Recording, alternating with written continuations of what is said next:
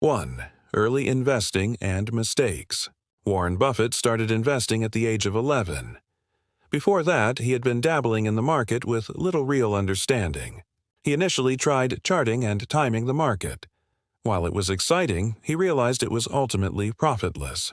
Buffett learned through experience that these methods didn't work in the long run. 2. Discovering the Intelligent Investor by Benjamin Graham.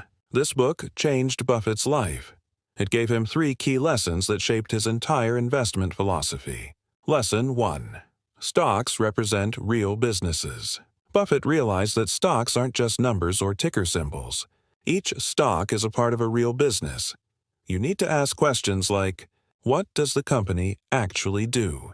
Is it strong against competitors? Is the management team capable? And what are the company's long-term prospects? Lesson 2. The Mr. Market Analogy. In Chapter 8 of the book, Graham introduces Mr. Market.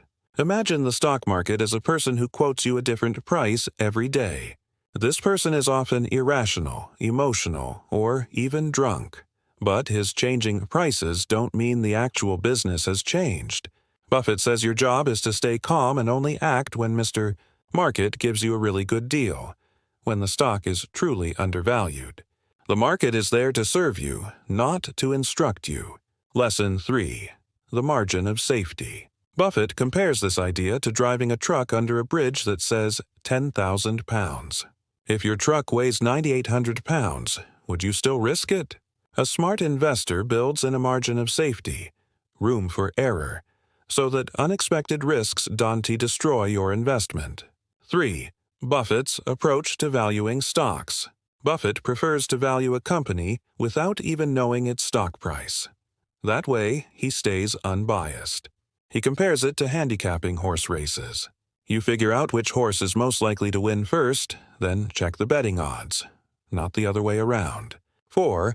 Buying real businesses. Buffett says, imagine someone gives you money to buy 3 businesses to own for life. You would look for companies with a strong and lasting advantage, what he calls a moat. Coca-Cola, for example, has brand power. Others might have patents or exclusive locations. You would avoid businesses in highly competitive markets. You'd also want honest and capable managers. And you wouldn't overpay, even for a great company.